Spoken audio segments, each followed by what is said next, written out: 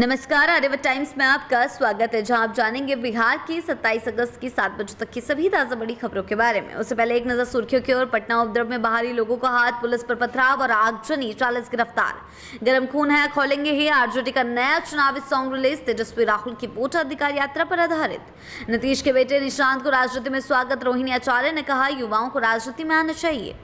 Nitish cabinet में फिर भड़का विवाद। विजय सिन्हा और अशोक चौधरी आमने सामने। पटना में बीजेपी एनएसयूआई झड़प। धर्मेंद्र प्रधान के काफिले पर एनएसयूआई का विरोध। बीजेपी कार्यकर्ताओं ने भड़का जवाब।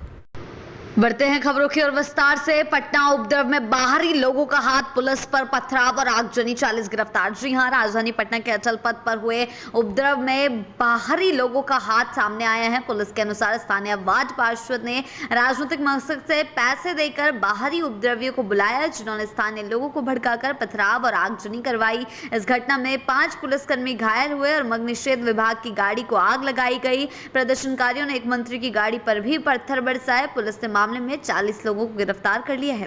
बढ़ते हैं अगली खबर की ओर। गर्म खून है, खोलेंगे ही आरजेडी का नया चुनावी सॉन्ग रिलीज। तेजस्वी राहुल के वोटर अधिकार यात्रा पर आधारित। जी हां, आरजेडी ने विधानसभा चुनाव से पहले नया चुनावी गाना रिलीज किया है, जिसका शीर्षक है गर्म खून है, खोलेंगे ही। 2 मिनट 41 सेकंड के इस वीडियो में तेजस्वी यादव और राहुल गांधी की वोटर अधिकार यात्रा को दिखाया गया है। गाने के बोल हैं, गर्म खून है, खोलेंगे ही, हक जनता का तो लेंगे ही, हो जांच जब बिहार पर, तेजस्वी तो बोलेंगे ही। बढ़ते हैं अगली खबर की ओर। नीतीश के बेटे निशांत को राजनीति में स्वागत। रोहिणी आचार्य ने कहा, युवाओं को राजनीति में आना चाहिए। जी हां, मुख्यमंत्री नीतीश कुमार के बेटे निशांत कुमार का राजनीति में संभावित एंट्री को लेकर चर्चा के बीच राजद सुप्रीमो लालू यादव की बेटी रोहिणी आचार्य ने समर्थन व्यक्त किया है। रोहिणी ने कहा, निशांत और मैं बचपन में साथ खेले हैं, युवाओं को राजनीति में आना चाहिए। यदि किसी के मन में जनसेवा की भावना है तो उसे राजनीति में आना चाहिए। बढ़ते हैं अगली खबर की ओर। नीतीश कैबिनेट में फिर भड़का विवाद। विजय सिन्हा और अशोक चौधरी आमने सामने। जी हां, बिहार में चुनाव से पहले एनडीए नेताओं के बीच आपसी खींचतान फिर सतह पर आ गई है। मंगलवार को नीतीश कैबिनेट की बैठक के दौरान डिप्टी सीएम विजय सिन्हा और ग्रामीण कार्य मंत्री अशोक चौधरी के बीच जमकर बहसबाजी हुई। ये मोलभेड़ 36 दिन बाद दोबारा देखने को मिली। विवाद इतना बढ़ गया कि अन्य मंत्रियों के बीच बचाव कर दोनों नेताओं को शांत कराना पड़ा। इससे पहले भी एनडीए विधानमंडल की बैठक में दोनों नेताओं के बीच तकरार हुई थी, जिससे ये साफ है कि आगामी विधानसभा चुनाव के मद्देनजर पार्टी में गतिरोध और तनातनी बनी हुई है। बढ़ते हैं अगली खबर की ओर।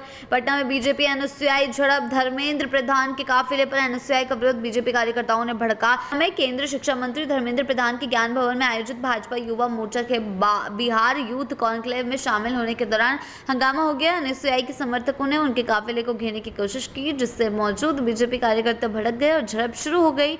इसके बाद भाजपा कार्यकर्ताओं ने एनएसयूआई समर्थकों को दौड़ा कर पकड़ा। हाथापाई हुई और कुर्सियां भी चली। अंततः एनएसयूआई के कार्यकर्ता भागकर अपनी जान बचा पाए।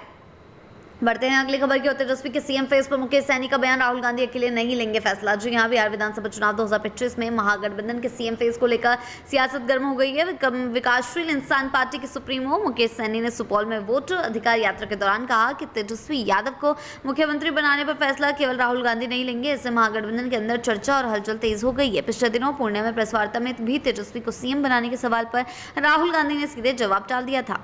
बढ़ते हैं अगली खबर की ओर। वैशाली में आरजेडी नेता शिवशंकर के निर्मम हत्या, इलाके में तनाव। जी हां, वैशाली जिले में आरजेडी नेता शिवशंकर के निर्मम हत्या से इलाके में सनसनी फैल गई है। हमलावरों ने उनकी आंखों में गोली मारकर हत्या की। पुलिस ने घटनास्थल से 5 खोखे बरामद किए और अपराधियों की तलाश में 4 टीमें गठित की गई। फिलहाल छापेमारी और जांच जारी है। हत्या के बाद स्थानीय लोग आक्रोशित हो गए और हंगामा भी किया। बढ़ते हैं अगली खबर की ओर। पटना और गया एयरपोर्ट में अंतर्राष्ट्रीय उड़ानें। नीतीश कैबिनेट ने विशेष पैकेज पास किया। जी हां, बिहार में अंतर्राष्ट्रीय हवाई कनेक्टिविटी बढ़ाने के लिए नीतीश कैबिनेट ने विशेष पैकेज पास किया।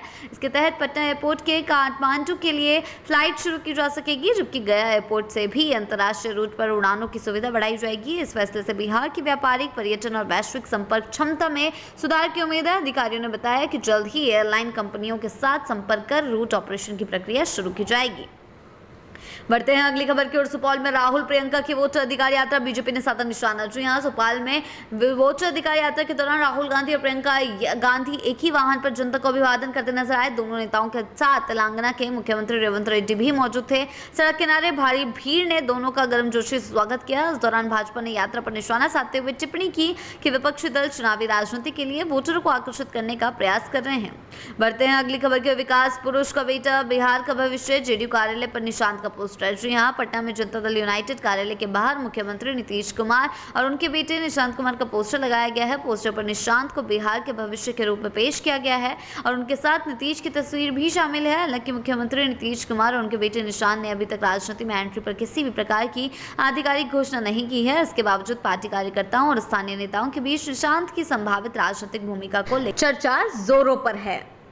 बढ़ते हैं अगली खबर की ओर। नीतीश कुमार दिल्ली पहुंचे, साथ में ललन सिंह और संजय झा। मुलाकातों पर सबकी नजर। जी हां, मुख्यमंत्री और जेडीयू अध्यक्ष नीतीश कुमार मंगलवार शाम 2 दिन के निजी दौरे पर दिल्ली पहुंचे। उनके साथ पार्टी के कार्यकारी अध्यक्ष संजय झा और केंद्रीय मंत्री ललन सिंह भी मौजूद रहे। सूत्रों के मुताबिक नीतीश कुमार दिल्ली में कुछ निजी मेल मुलाकात करेंगे और बुधवार देर शाम पटना लौट सकते हैं। हालांकि राजनीतिक गलियारों में कयास है कि वे उपराष्ट्रपति चुनाव में एनडीए उम्मीदवार सीपी राधाकृष्णन से भी मुलाकात कर सकते हैं। बढ़ते हैं अगली खबर की ओर। चाचा पारस को चिराग का बड़ा झटका। वैशाली में रालोसपा जिला अध्यक्ष समेत 100 से अधिक कार्यकर्ता एलजेपीआर में शामिल। जी हां, लोक जनशक्ति पार्टी के राष्ट्रीय अध्यक्ष चिराग पासवान ने अपने चाचा और पूर्व केंद्रीय मंत्री पशुपति पारस के वैशाली में करारा झटका दिया है। रालोसपा के जिला अध्यक्ष मनोज सिंह समेत 105 कार्यकर्ता ने पार्टी छोड़कर चिराग की एलजेपीआर की सदस्यता ग्रहण कर ली है।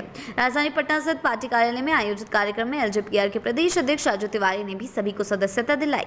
बढ़ते हैं अगली खबर की ओर। खत्म हुआ इंतजार, 15 सितंबर को पीएम मोदी करेंगे पुणे एयरपोर्ट का उद्घाटन। बिहार को मिलेगी बड़ी सौगात। जी हां, बिहार को चौथा एयरपोर्ट मिलने का इंतजार अब खत्म हो गया। प्रधानमंत्री नरेंद्र मोदी आगामी 15 सितंबर को पुणे एयरपोर्ट का उद्घाटन करेंगे। इस मौके पर वे यहां से नई विमान सेवा की शुरुआत करेंगे और राज्य को हजारों करोड़ रुपए की विकास योजनाओं की सौगात देंगे। भाजपा के बिहार अध्यक्ष दिलीप जायसवाल ने मंगलवार को जानकारी दी कि प्रधानमंत्री पुणे में आयोजित सभा को संबोधित करेंगे। वहीं डिप्टी सीएम सम्राट चौधरी ने भी पीएम के दौरे की पुष्टि की।